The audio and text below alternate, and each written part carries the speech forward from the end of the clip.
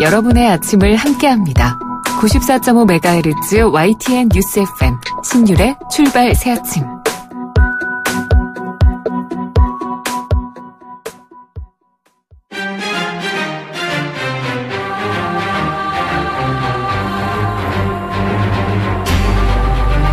매일 아침을 뉴스로 깨웁니다. 신율의 출발 새아침.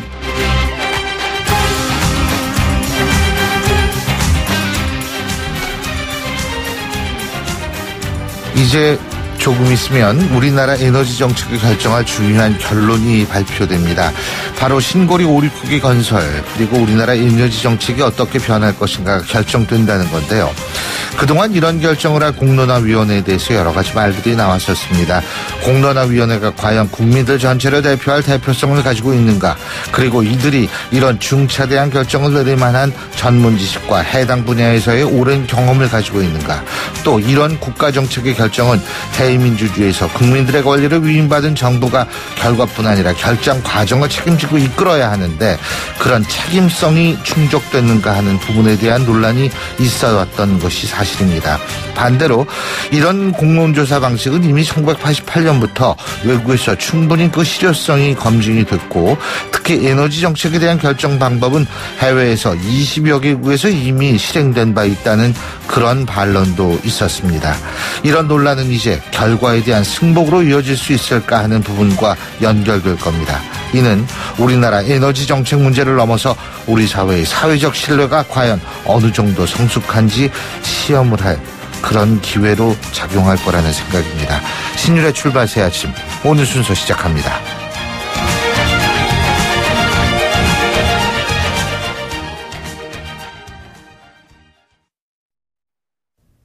YTN 라디오 신율의 출발 새 아침. 예, 지금까지 들어온 뉴스 정리해 보겠습니다. 오늘도 언제나처럼 백병규 시사평론가 함께하겠습니다. 어서 오십시오.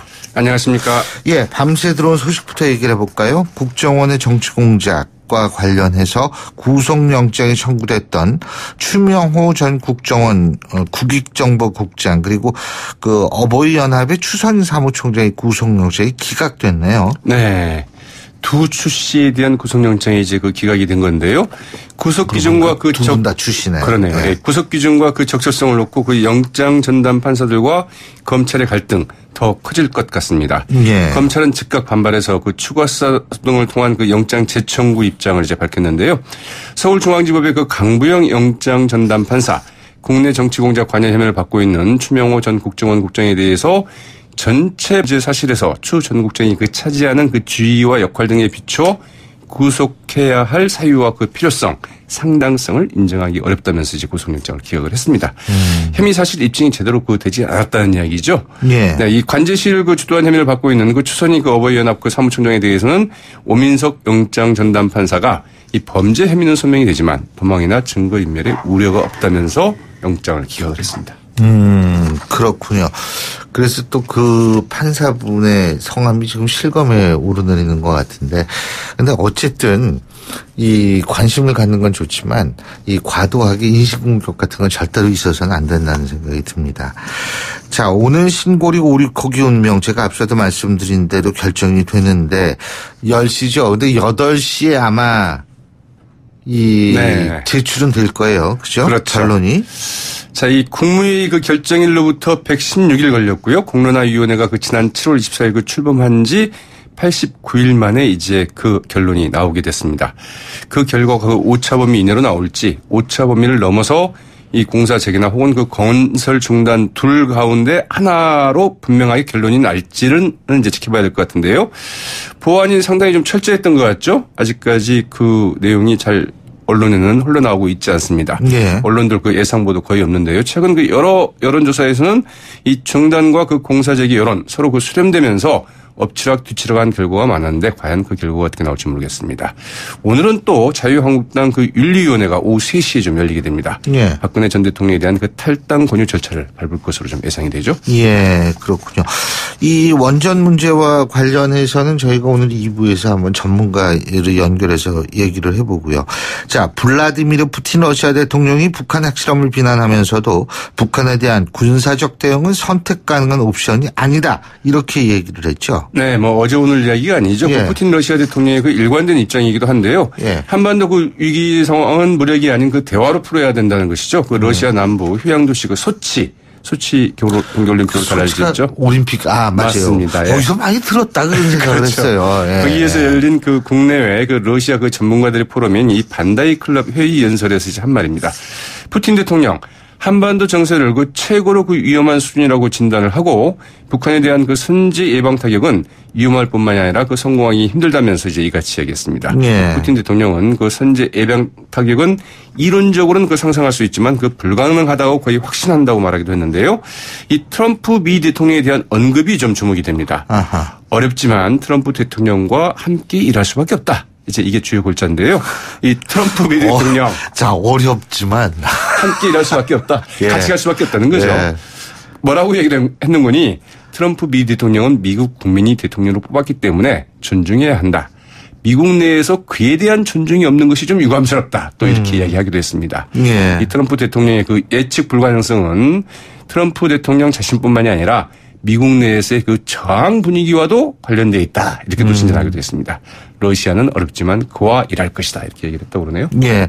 어제 뉴스 보니까 아시아 리더들이 꼭 알아야 할 트럼프 대통령 사용법. 네. 이것이 이제 미국 언론에 보도가 됐다라는 그런 뉴스도 그러게 봤는데요. 말이죠. 네. 자, 트럼프 미국 대통령의 방한 체류 일정이 논란이 되더니 이번에는 비무장지대 방문 일정이 또 논란이 되고 있네요. 네, 이 트럼프 미 대통령이 그 비무장지대를 그 방문하는 일정이 그 검토되고 있지만 미 국무부는 물론이고 한국 정부도 반대하고 있다는 것인데요. 미국의 그 워싱턴 포스트의 이제 보도 내용이었습니다. 백악관에서는 그 비무장지대 그 방문을 원하지만 미 국무부가 이에 반대하고 한국 정부도 부정적인 입장이다. 이제 이런 보도 내용이었는데요. 근데 여태 미국 대통령이 우리나라 왔을 때 한 번씩은 가지 않았나요? 한 번쯤에 많이 갔었죠. 그죠? 네. 자칫 그 군사적 대치를 그 촉발하고 그 북한의 오판을 불러올 수 있다는 점 때문에 미 국무부가 이제 그 반대하고 있다는 것인데요. 청와대는 어제 그 즉각 기자들에게 그 이메일을 보내서 워싱턴 포스트의 이 같은 보도 내용은 그 사실이 아니라고 부인을 했습니다. 현재 미국 측과 그 방한 일정을 좀 긴밀하게 논의 중이다. 이렇게 얘기를 했는데 예. 어떤 결과가 나올지는 좀 지켜봐야 될 것 같습니다. 예. 자, 국내 정치권 소식인데요. 국정감사는 이제 중반에 접어들고 있는데 박 전 대통령의 재판 보이콧 이런 정치권의 대형 이슈 때문에 주목도가 좀 많이 떨어지고 있다. 이런 얘기들이 있죠. 그리고 또 그런 얘기가 나오고 있죠. 그죠? 네, 그렇습니다. 예. 특히 이제 이번에는 이 국민의당과 그 바른정당 간의 그 이른바 그 중도 통합론 때문에 역시 또 이제 국감에 대한 주목도가 좀 더 떨어지고 있죠. 예.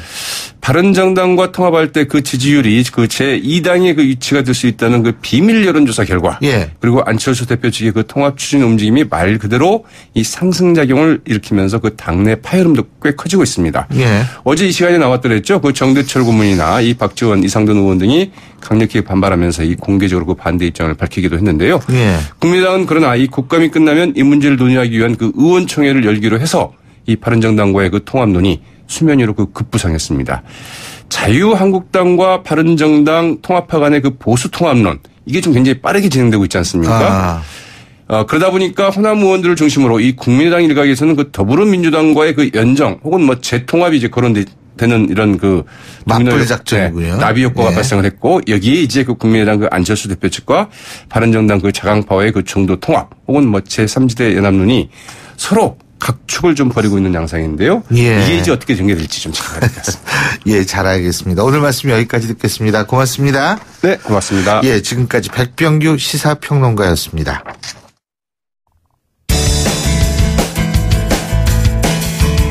여러분은 지금 FM 94.5MHz로 방송되고 있는 신율의 출발 새 아침을 듣고 계십니다. 의견 주실 분은 짧은 문자 50원, 긴 문자 100원의 이용료가 드는 휴대전화 문자메시지 우물정 0945번으로 의견 남기실 수 있습니다.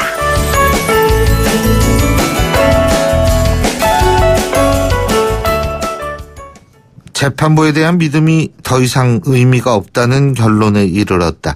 박근혜 전 대통령이 바로 얼마 전에 법정에서 했던 발언이죠. 법치의 이름을 빌린 정치 보복이다. 비판 이후 어제 이런 비판 이후에 어제 첫 재판이 열렸습니다만 우려대로 재판에 박근혜 전 대통령 출석하지 않았습니다. 건강상의 이유로 나가기 어렵다. 이런 이유였는데요. 자, 이 부분에 대해서 율사 출신이시죠. 더불어민주당 이재정 의원 전화 연결해서 입장 들어보겠습니다. 이 의원님 안녕하십니까? 네, 안녕하십니까. 이렇게 재판에서 말이에요. 네네. 건강상의 이유로 나가기 어렵다 이러면서 불출석하는 경우가 많습니까? 예, 뭐 건강상의 이유로라고 하는데 예.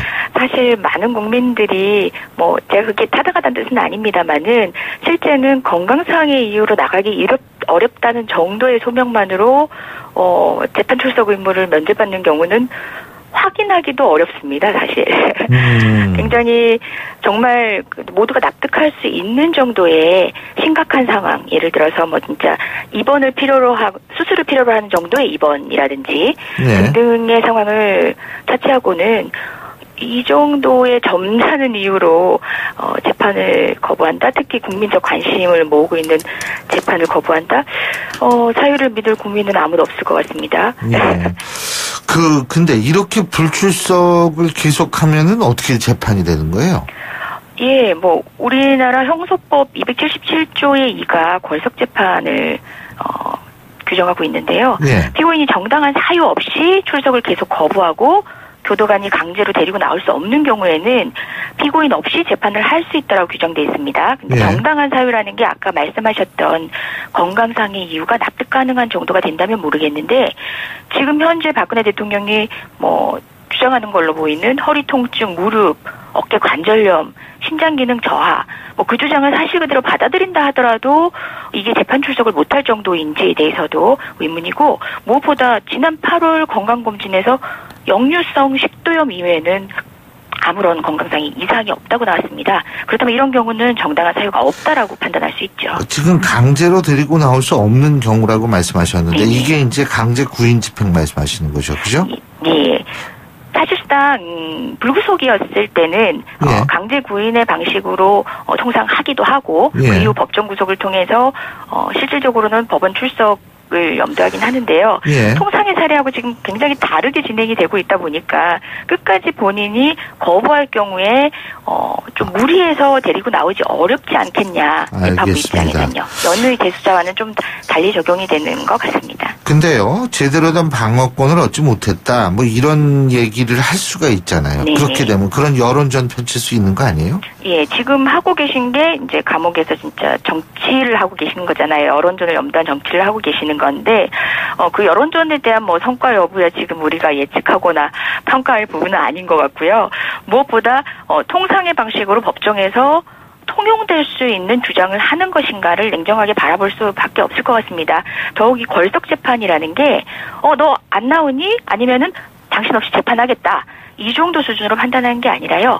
사유를 엄밀하게 조사합니다. 재판부도 나름의 절차를 갖추고 있습니다. 그 조사 과정을 통해서 예. 박근혜 대통령이 지금의 수준의 주장을 유지한다면 걸석 재판으로 갈 수밖에 없습니다. 그렇게 법원이 뭐 함부로 걸석 재판을 채택하거나 하는 것들이 아니라 이때까지의 여러 사례들을 비추어봐서 정당한 사유가 없다라는 거는 어느 정도 유형화되어 있거든요. 예. 지금 같은 박근혜 대통령의 상황에서는 걸석 재판 진행될 수도 있고 이런 알겠습니다. 걸석 재판은 방어권을 스스로 포기했다라고 봅니다. 자, 제가 또 하나 궁금한 게 하나 있어요. 뭐냐면 국선 변호인을 이제 재판부에서 선정을 하겠다 이런 얘기 나오고 있지 않습니까? 네.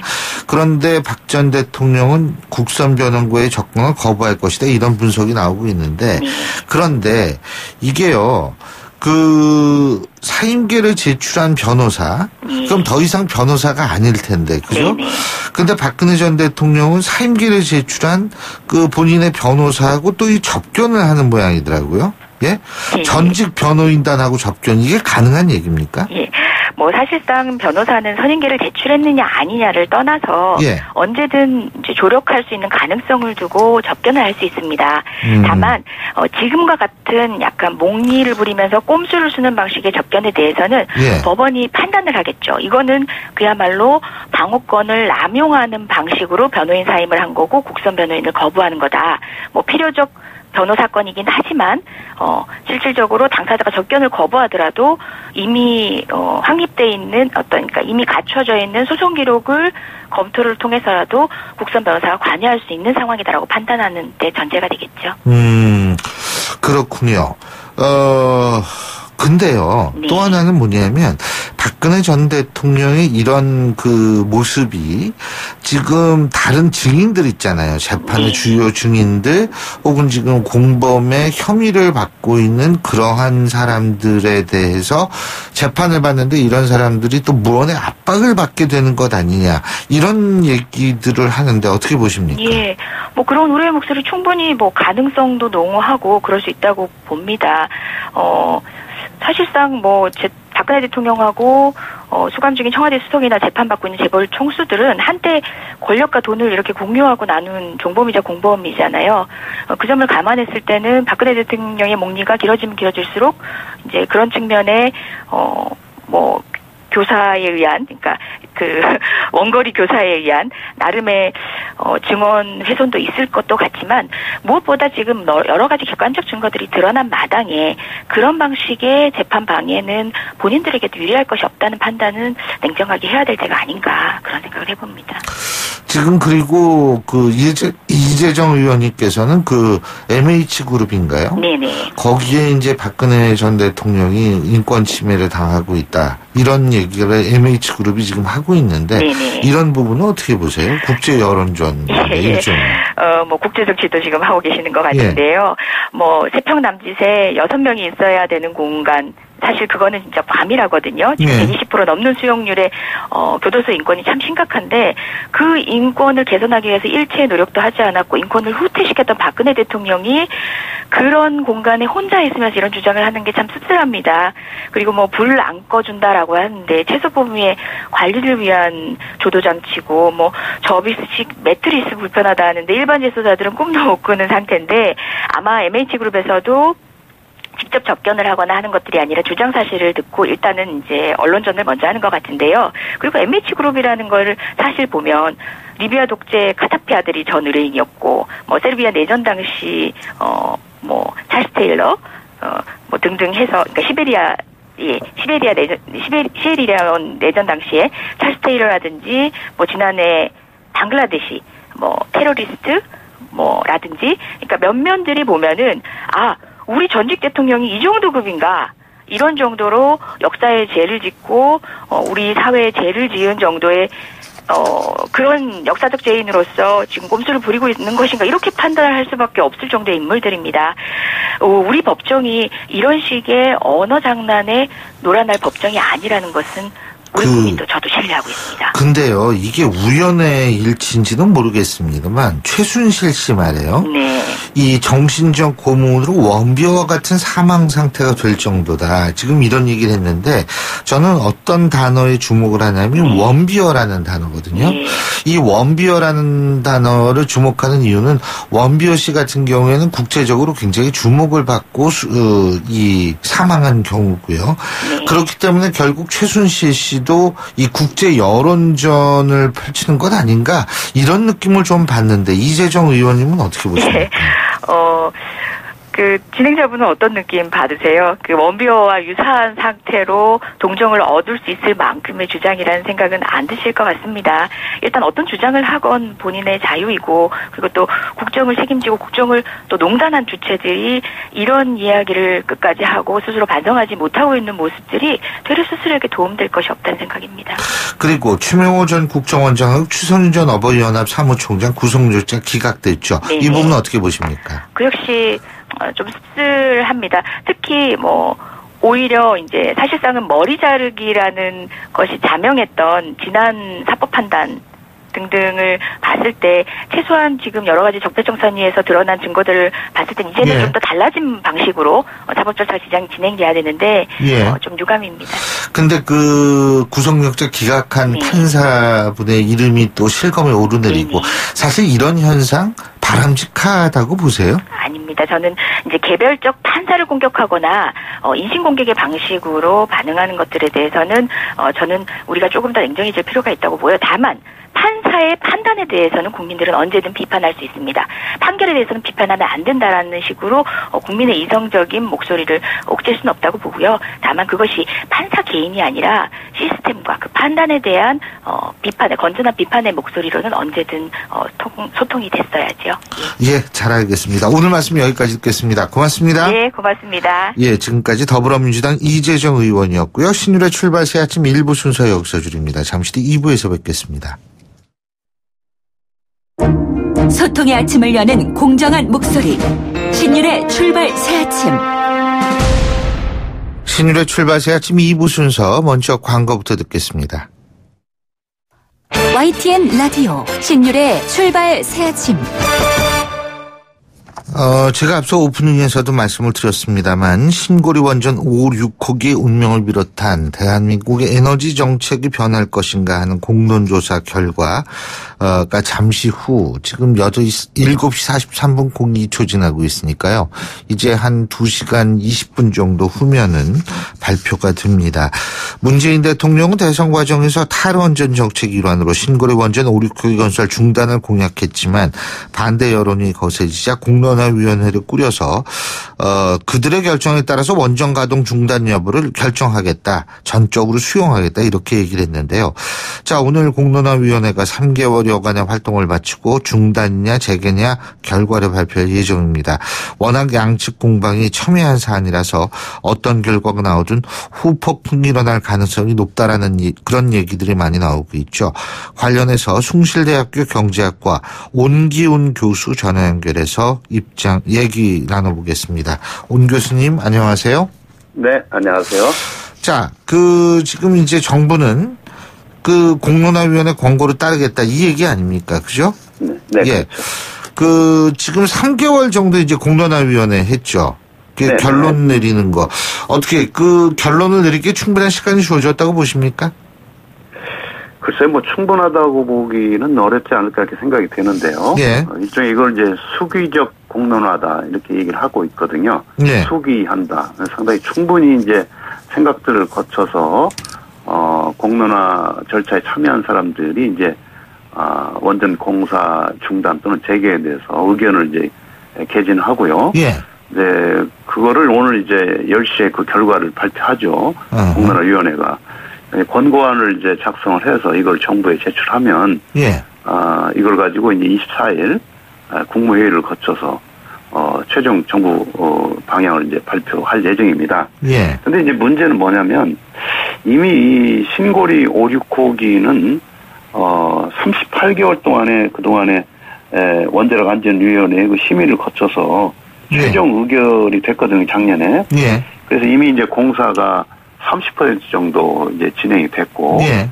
또 거기에 한 3조 원 가까이 지금, 돈이 좀 투입이 됐는데, 이런 상황에서, 정부가 이제 공론화위원회를 통해서, 더구나 이제 그게 이제, 전문가들이 배제된 비전문가들이 모인, 예. 471명이 이제 마지막 합숙을 좀 했습니다만은, 그런 상황에서 이제, 찬반, 조사를 통해서 정부가 그걸 따르겠다라고 하는 것은 지나치게 이 과학적이고 기술적인 이 문제를 여론에 이렇게 너무 의존하는 거 아닌가라고 하는 예. 이런 비판도 지금 있다. 알겠습니다. 근데요, 제가 네. 알기로는 지금 공론조사 방식이 해외 20여 개국에서 70여 건에 관한 조사 70여 차례 이상 진행이 된 걸로 알고 있거든요. 네. 그럼 외국 같은 경우에 지금 기간이 짧았다고 그러는데 보통 어느 정도의 기간을 줍니까? 외국의 경우에는요, 예. 어떤 기간을 이렇게 국가마다 좀 다르지만, 예. 이렇게 짧게 설정하기보다는 평상시에 이런 소통 과정을, 이렇게 거치거든요. 대표적인 게 이제 유럽인데요. 예, 예. 특히 유럽에서는 이제, 2001년에 유럽에서 아우루스 조약을 체결해서 예. 이런 원자력 문제에는 시민이 참여하는 공론화 과정을 거치도록 이렇게 이제 유럽 국가들은 그렇게 하고 있습니다. 예. 유럽의 영향을 받는 캐나다에서 이제 그렇게 했고요. 그래서 예. 이거를 이제 deliberate approach, 즉 수기 과정이라고 하는데, 예. 근데 이제 이 대표적인 국가가 이제 프랑스입니다. 예. 프랑스에서는 이제 국가 공공토론위원회가 있습니다. 예. 여기에서 이제 여러 가지 공론화 과정을 거치는데 다만 문제는 이거는 이제 이 전문가들도 충분히 그 토론에 참여를 하고요. 전문가들 그래서 결론을 내는 그렇죠. 우리나라처럼 비전문가만 하는 건 네네, 없다 전문가 이거죠. 배제가 철저히 됐고요. 그다음에 이제 프랑스에 있어서도 예. 이 법적 구속력은 없습니다. 권고 사항이니까. 권고사항. 그렇죠.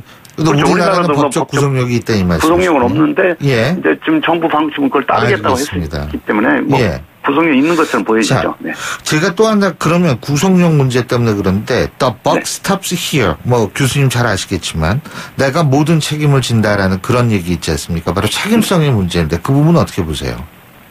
그래서 우리 사실은 이제 이 원전 문제는 예.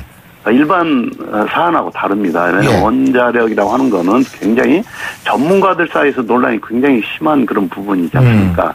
굉장히 과학적이고 기술적인 문제를 가지고 이런 공사 재개 중단 여부를 사실 결정해야 되는 문제를 예. 시민 참여단이 불과 2박 3일 동안 모여서 또 여러 가지 그 찬반 의견을 가진 사람들이 예. 발표를 듣고 예. 그 과정에서 뭔가를 판단한다는 것 자체는 굉장히 어렵다고 봐요. 알겠습니다. 또 이 회의 참석하면서 생각을 바꿨다는 사람이 상당히 많더라고요. 예. 어떻게 말하느냐에 따라서 누가 그럴듯하게 말하느냐에 따라서 이게 움직일 가능성이 있기 때문에 여론이라고 하는 것을 좀 심지어 좀 예. 극단적으로 말하면 좀 변덕스럽다 이렇게 볼 수 굉장히 변덕을 많이 하거든요. 그러니까 이걸 전문성이 가지고 중요하다 이 말씀이신 거죠. 그러면 네네. 알겠습니다. 자 그러면 이제 2시간 후 한 2시간 10분 후면 결과가 나올 텐데 세 가지죠. 네. 중단이냐 재개냐 아니면 애매한 거냐 이건데요. 네. 자 네. 간단하게 먼저 중단 내릴 경우부터 어떤 점이 중단된다면 어떤 점이 우려스러우십니까? 간단하게 해주십시오. 중단된다면요. 지금 현재 그 뭐 우리 저 사진에도 많이 나오고 또는 TV도 많이 나오지만은 지금 공사가 상당히 진행이 되고 있지 않습니까? 또 설비까지 발주가 된 상태인데 지금 3조 원이라고 하는 매몰 비용을 어떻게 할 거냐 하는 얘기죠. 그리고 그거를 다시 원상으로 복귀시키려면 다시 복귀시키는데 비용이 더 많이 들어가겠죠. 그러니까 이제 그 막대한 비용 문제가 있고 또 하나는 이제 관련 기업들 있지 않습니까? 기업들이 경남이라든지 부산, 울산 이쪽에 한 800여 개의 기업들이 지금까지 일을 했고요. 또 근로자들도 일을 해왔는데 이거 과연 어떻게 될 거냐. 타격 문제. 그다음에 또 하나는 일자리 문제. 3만여 명이 사실은 원자력에 지금 종사하고 있지 않습니까? 결국은 그런 그 근로자의 일자리 또는 전문가들의 일자리 문제. 알겠습니다. 또 하나는 또 대외적으로 지금 우리가 수출을 지금 추진하고 있거든요. 원전. UAE 원전 4기 이어서 지금 체코하고 영국에. 근데 아무래도 이게 이제 공사 중단으로 나오게 되면 부정적인 영향을 미칠 가능성이 있다는 거죠. 알겠습니다. 자, 그러면 이게 재개가 되면 또 어떤 문제가 있다고 보십니까? 재개가 되면 이게 결국은 이제 공론화라고 하는 게 왜 의미가 있냐면 이건 원자력 문제를 떠나서 그걸 초월해서 결국 현 정부가 과연 어느 정도의 그 어떤 자기 정책에 대해서 지지를 받느냐라고 하는 어떤 시금석이 될 수 있다는 거죠. 근데 만약에 이게 이제 지금 정부의 그 방침과는 달리 이걸 재개하기로 많은 그 시민들이 그런 쪽으로 표를 던졌다면 이건 앞으로의 국정 운영 동력이 상당히 약화될 가능성이 있죠. 자, 그리고 이도저도 아닐 경우에는 어떻습니까? 그건 이제 정부가 부담을 져야 되겠죠. 왜냐하면 오차 범위 내에서 만약에 이게 뭐 찬반 차이가 나타났다 그러면 공사 중단이나 재개냐 오차 범위가 지금 밝히고 있지 않습니다만 대략 한 6%포인트 또는 8%포인트 이런 얘기가 있는데 만약에 그 안에 오차 범위 내로 격차가 미묘하게 나타났을 경우에 박빙으로 나타났을 경우에는 결국은 권고안을 공론화위원회 어느 한쪽을 정해서 권고안을 작성을 못합니다.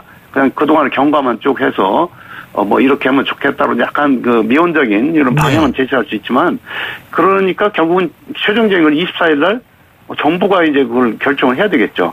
상당히 이제 정치적 부담이 따르죠. 그렇기 때문에 상당히 또 만약에 재개가 된다라고 한다면 또 소위 그 탈핵 단체들 또는 반원전 단체들이 지금도 농성하고 있는데요. 또 그 반발이 굉장히 거세질 걸로 생각이 되거든요. 그러니까 이게 공사 중단으로 나오든 재개로 나오든 상당히 사회적 갈등이 이제 봉합되기보다는 오히려 더 갈등이 증폭될 가능성이 있다 이런 얘기죠. 알겠습니다. 이래저래 문제네요. 교수님 오늘 말씀 잘 들었습니다. 고맙습니다. 네, 고맙습니다. 네. 예, 지금까지 숭실대학교 경제학과의 온기훈 교수였습니다. 신율의 출발 새 아침 2부 순서 여기서 줄이고요. 전 8시 10분 3부에서 다시 찾아뵙겠습니다.